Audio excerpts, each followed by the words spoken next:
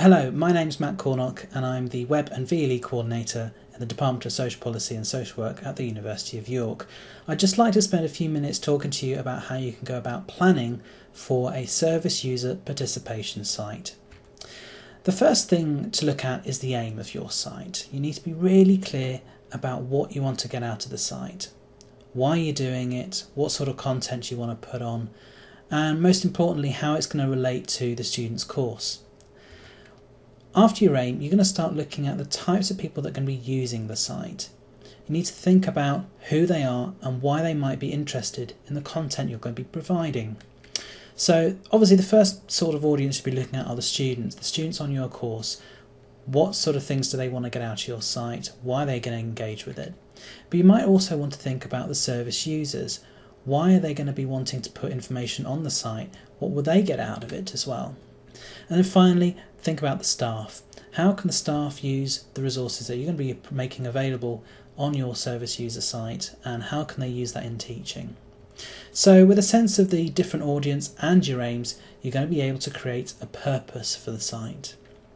Once you have your purpose, that's going to drive pretty much everything else you do. It'll help you make the decisions about the content you're going to be putting on, and it will help you structure the site.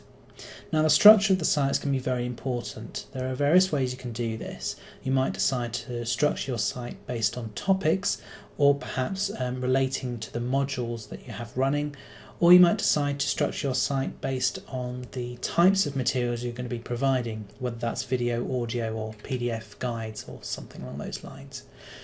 Whatever you do, you need to make sure that the structure is going to be useful for the user. So if you put yourself in the position of a student, how is that student going to look at the site? How are they going to know where to go? If it's not clear where they should be going, what they should be looking at, they won't use the site.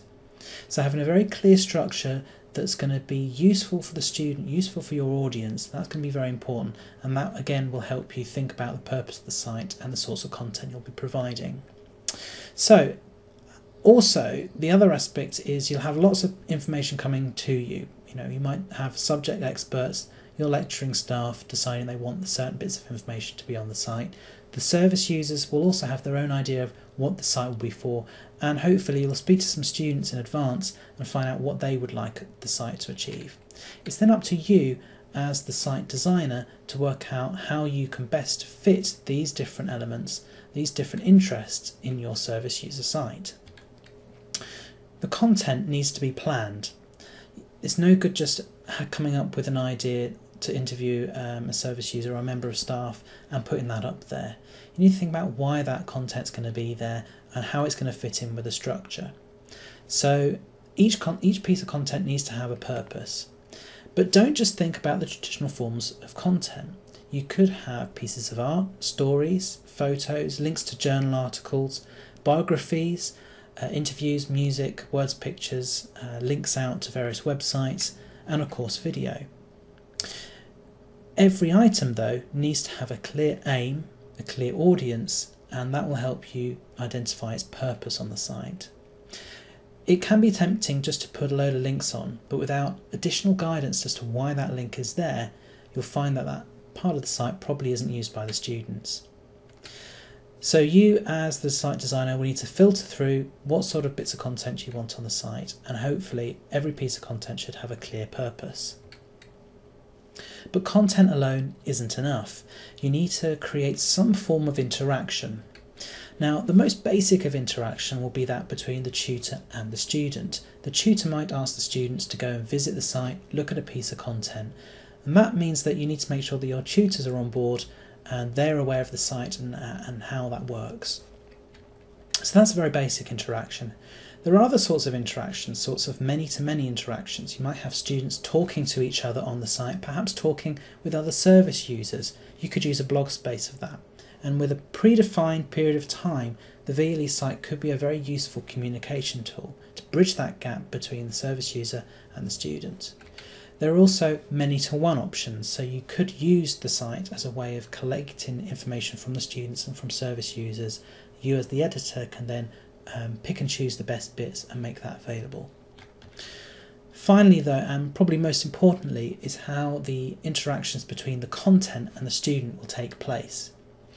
If you just present information, chances are that students won't engage with it. They'll be presented with maybe many links, many videos. How are they going to make sense of it all? You might decide, for example, with a video interview of a service user to incorporate some key questions for the student to think about.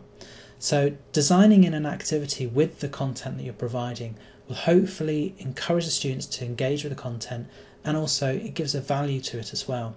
It's not just watch this and see what happens, it's watch this and consider these themes.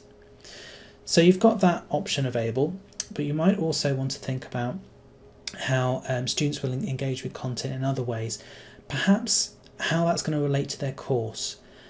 And this is where it comes back again to a general aim of the site. Hopefully your aim of the site will be to inform your students as to perspective as service users on a variety of topics. And if the content is embedded within the academic programme, for example, the tutor said, well, for this activity this week, I'd like you to go and look at the participation site, pull off some service user points of view and consider these questions, report back in the seminar. Use the content in a way that's not separate from the academic material, but is actually part of it. So that will be your whole site pretty much laid out and ready to go.